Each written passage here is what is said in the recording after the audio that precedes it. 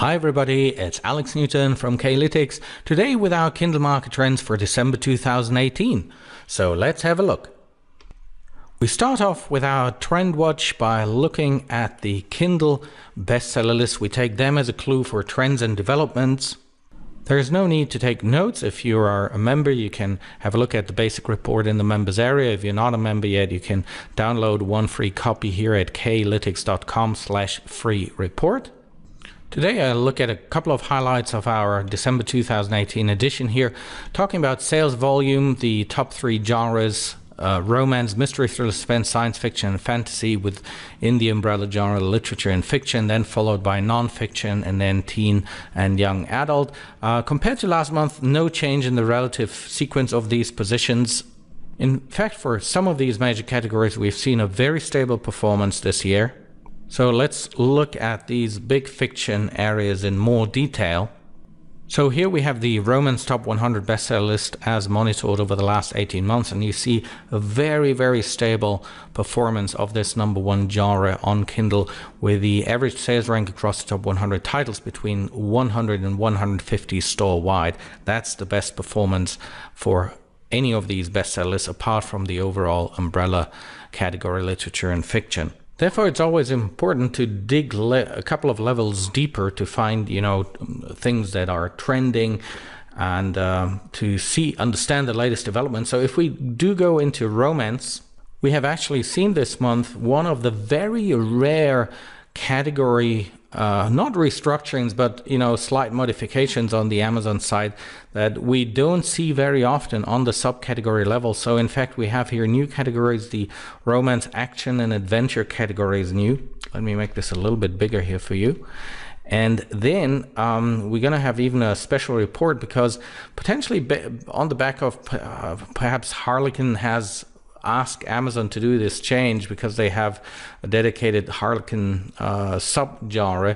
There is romance medical, which is still at this stage a very tiny category, and it is new. It is a new subcategory, and we're going to have a special report on it because it is so new.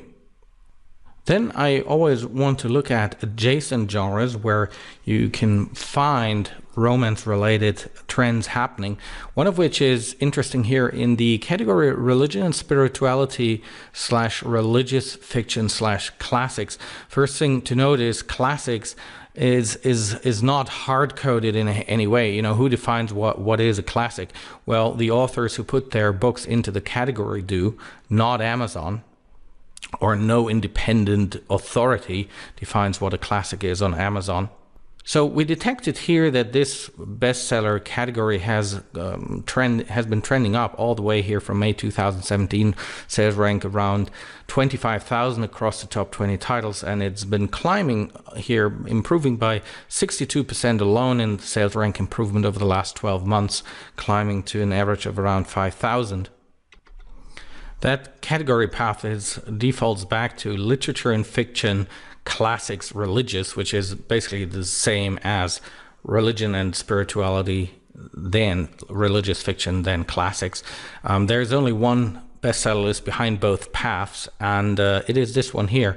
And we see that this is clearly filled by religious, clean, inspirational romance titles, some Western romance titles, but in general, it's another category where we've seen a lot of clean and wholesome romance.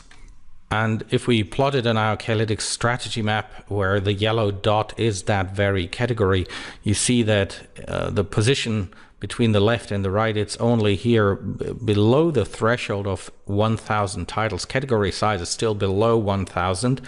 And the average sales rank, as said, is here around the 5,000 mark. So from a ratio of sales to competition, it is still very, very attractive. And it covers similar books to the clean and wholesome romance category that we covered in detail in our clean romance report earlier this year. Then the next biggest category, mystery, thriller, and suspense. Also here you see over the year we've seen very stable sales, but also a very slight uptrend if you were to put in a mathematical trend line here through the graph. So stable to slightly uptrending for the mystery, thriller, suspense, and crime literature category overall. Within it, there is one interesting one I wanted to point out this month. It is mystery, thriller, suspense, crime fiction / murder. It has improved its already high position in the bestseller ranks by 55% over the last 12 months. Currently, the top 20 titles in that category are ranking around the 200 to 250 mark, which is very high up there in the store. Now, from a competitive intensity point of view, that it is more a mainstream type of category, but still a fairly small one. So here on the map, you see the yellow dot is higher up than the one we just covered, which means higher sales. So you see here the average sales rank is 234 and the category size is 15,000. So it is mainstream, but still fairly small mainstream. We're not talking about 100,000 titles in the category. But if this is like too big, it's always interesting then, well, looking at the books, what are the key themes there? We covered female protagonist in another report also earlier this year. And then just last month we released a special report on this one here, where in crime fiction, especially the serial killer topic has been pretty fashionable over the last year. You see it's been trending up and then here fairly stable around the 400 mark. And from a competition point of view, very high sales and only about 3,500 titles in the category. If you're interested in this one, have a look at our special serial killer fiction report that covers that genre in detail. You find it in the members area or in the shop. By the way, on this one, we did receive an interesting question. Well, serial killers, isn't that these super graphical crime novels where, you attract weirdos if you write for this genre? Well, there is a whole spectrum of types of novels in there. Yes, there are some that may be too graphical, having too much graphical violence in it. But on the other side, there are also a lot of more psychological thrillers where the actual commitment of the crime is not described in all too graphical a manner. And what is particular about this genre is you also find a lot of non-fiction books related to that fascinating, morbidly fascinating topic of serial killers. It's been very much researched, so a lot of the research for the background has already been done and can be purchased in the form of these non-fiction books. All right, moving on, teen young adult here, the overall category has been, trending slightly down over the course of 2018. Now towards the end here, December 2018, we see a slight uptick potentially again. So again, here it's important to look into the different subcategories. I think this one we covered already, teen young adult, mystery and thrillers / sci-fi, where you see that whole category was lifted up in 2018 to a whole new level. And this was very much owing to leading players such as Michael Anderle, who claim a whole number of positions in the bestseller list, or also here books by Robert J. Crane. So it's currently Michael and here Robert, and also Judith Behrens has been taking a whole number of positions recently in this bestseller list. As you can read here, Judith Behrens is a figment of your imagination, made up of the fevered brain power of Michael Anderle and Martha Carr. So the both of them here working together. And see the bestseller list here, also pretty high sales, 2,500 average sales rank across the top 20, but only about 686 English-speaking titles in the category, so less than 1,000, which makes it a what we call hot sell. Very small category, but relatively speaking, very high sales. Lastly, here for the overall sci-fi and fantasy market, this is the top 100 bestseller list. You see over the last 18 months, we've seen throughout here from end of 2017 through 2018, a little bit of a downward trend, albeit on a very high level. And now recently towards here, December 2018, trend-wise, we see a bit of an uptick here again. So that's going to be very interesting to monitor as we enter the new year 2019. Within it, stay tuned for our superhero special report that we're going to publish very soon. Then also a couple of comments about the nonfiction side of the business. Nonfiction has had a very good performance recently. You see here's the longer term trend over 18 months where it's probably never going to sell as much, of course, as fiction on Kindle, but you've seen the nonfiction folks had a pretty good ride throughout very much of 2018. And in particular, it's been driven by a very recent upturn again in self-help ebooks, a very competitive market, but it has been performing very well over the last 6 months.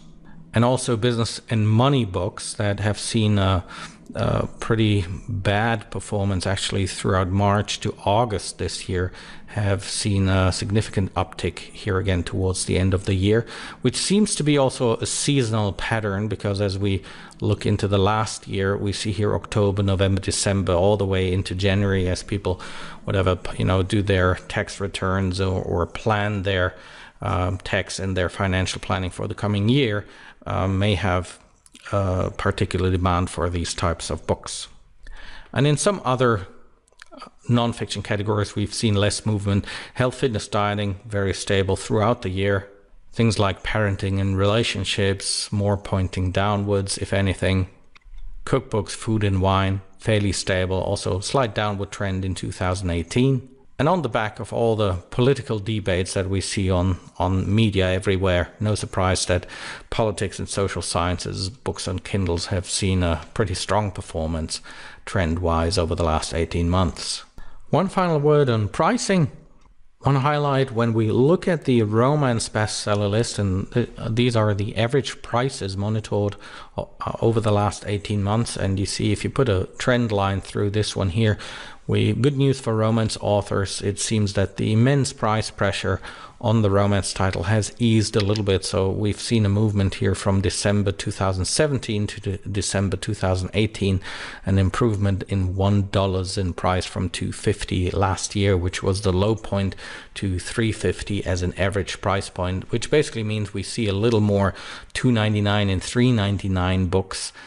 Even $4.99 books in the top 100 bestseller list compared to the hugely competitive 99 cents books and $2.99 mix that we've seen over the last years. All right, so much for today. If you're not a member yet, come join us at K-lytics.com. That's K-lytics.com. If you are a premium or elite member, you can find the more detailed premium report for December 2018, this time covering 418 subcategories in the members area. Also, the December 2018 book strategy map is now available in the members area with a complete mapping of the 418 subcategories. And for the elite members, we're currently finalizing the December 2018 data, which should become available mid of the month, where you will now find the complete performance data of all categories down to level 4 and 5 subcategories.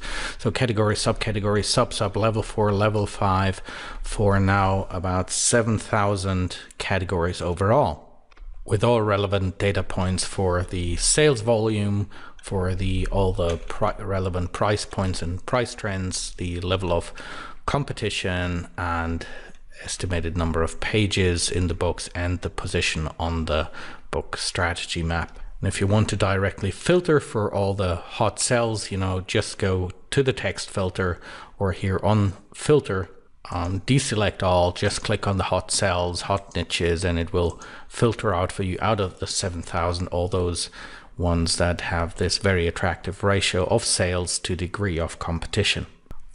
Okay, so this is Alex Newton from K-lytics, ebook market intelligence for success.